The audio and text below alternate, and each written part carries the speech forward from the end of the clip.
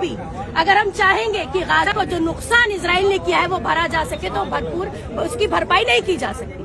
دیکھیں فلسطین کے لوگ جو ہے فلسطین ان کا تھا, ان کا ہے, ان کا رہے گا. ریور ٹو سی فلسطین ول بی فری. ابھی کیا ہے کہ اسرائیل جو ہے یہ ایک زبردستی کا بنایا ہوا ملک ہے اور چونکہ ان کو بڑی طاقتیں ویپنز فراہم کرتی ہیں. آج دنیا کی 15 بڑی ایسی کمپنیاں جو ویپنز, آرمز اینڈ ایمونیشنز بناتی ہیں اس میں سے 13 جو ہے وہ یو ایس اے کی. یو ایس اے کو اس بات سے مطلب ہے کہ اس کے عام ایمونیشنز بیچے جائیں اور اسرائیل کو اس سے مطلب ہے کہ اس کو یہ مدد ملتی رہے. تو یہ ایسے ملک جو انسانیت میں ہیومینیٹیرین میں بلیو ہی نہیں کرتے.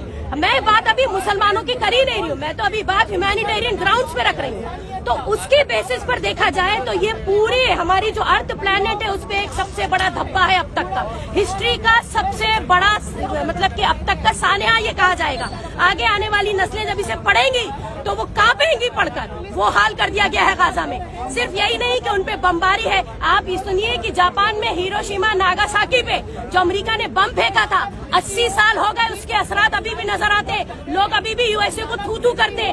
آج غزہ پہ اس سے 3 گنا زیادہ بمباری اب تک غزہ پہ کی گئی ہے. ٹھیک ہے, ہزاروں ہزار کی تعداد میں بچے صرف قتل نہیں کیے گئے ہیں, ان کے جسم کے گوشت کے لوتھڑے اٹھائے جا رہے ہیں. دیکھیے فلسطین صرف یہ نہیں ہے کہ ایک مسلمان ملک ہے, وہ مسلمانوں کا پہلا قبلہ ہے.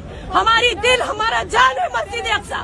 ہم جب تک جئیں گے ہم مسجد اقصیٰ کے لیے بات کریں گے, ہم فلسطینیوں کے لیے بات کریں گے. اور ہم کیوں, آپ دیکھ سکتے ہیں, اگر آپ یہ کہتے ہیں کہ مسلمان رونا رو رہے, نہ, اس وقت دنیا کی کوئی ایسی قوم نہیں ہے جو انسانیت میں یقین رکھتی ہو اور وہ فلسطین کے لیے بات نہ کر رہی ہو.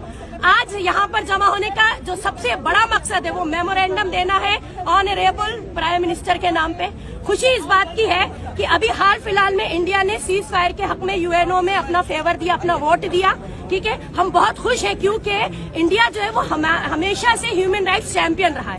یو این او میں انڈیا نے ہمیشہ سے بات کری ہے ہیومن رائٹس کی. پلس ہندوستان خود 200 سال انگریزوں کے کولونیلزم کو بھگت چکا ہے. ہمیں معلوم ہے, ہمارے دل سے پوچھئے کہ زمین پہ قبضہ کرنا, گھر چھین لیا جانا, زندگیاں ختم کر دے جانا, حقوق چھین لیے جانا زندہ رہنے کی, اس کی تکلیف کیا ہوتی ہے. اس کا اثر نسلیں بھگتتی ہیں. تو اس لیے ہندوستان ایک ایسا ملک ہے جو سمجھتا ہے اور ہمیں خوشی ہے کہ ہمارے ملک نے اپنا اسٹینڈ لیا. اور چونکہ ہم نیم پالیسی یعنی کہ نان الائن پالیسی ہماری فارن پالیسی رہی ہے جو جواہر لال نہرو کے نام پر کے ٹائم پر بنی تھی, ہم اس کو فالو کرتے آئے. ہمارا اسٹینڈ بالکل کلیئر ہے, ہمیں فخر ہے اپنے ہندوستانی ہونے پر. آج ہمارا ملک جو ہے وہ فلسطین کی بات کرتا ہے, فلسطین کے حق کی بات کرتا ہے, کیونکہ ہم ہیومن رائٹس کے چیمپئن ہیں. تو اسی کے چلتے آج ہم نے یہاں میمورینڈم دیا. ہماری کچھ ڈیمانڈز ہے کہ ایک تو سیز فائر فوراً ہونا چاہیے. جو نقصان ہو گیا وہ تو اب بھرا نہیں جا سکتا آنے والے 1-2 صدی تک, لیکن جو بچ گئے ہیں ان کو بچایا جائے اور جو بچ گئے ہیں ان کو پراپر میڈیکل ایڈ پہنچائی جائے, کھانے پینے کا سامان پہنچایا جائے, بیسک نیسیسٹیز کے لیے وہ لوگ ترس رہے. ان کو پانی جیسی چیز بند کر دی گئی ہے. ہاسپٹلز تو ویسے ہی تباہ ہو گئے, جو بچے کچے تھے اس میں آکسیجن بند کر دی گئی. کل ہی 32 بچے آکسیجن بند کر دینے کی وجہ سے مار دیے گئے. جو لوگ آئی سی یو میں پڑے تھے شاید وہ زندہ رہتے, وہ مر گئے. تو اب آپ دیکھیے کہ اتنے حد تک جرم ہے یا اس حد تک ظلم ہے کہ ہمیں الفاظ نہیں مل رہے, ہم کیا بیان کریں.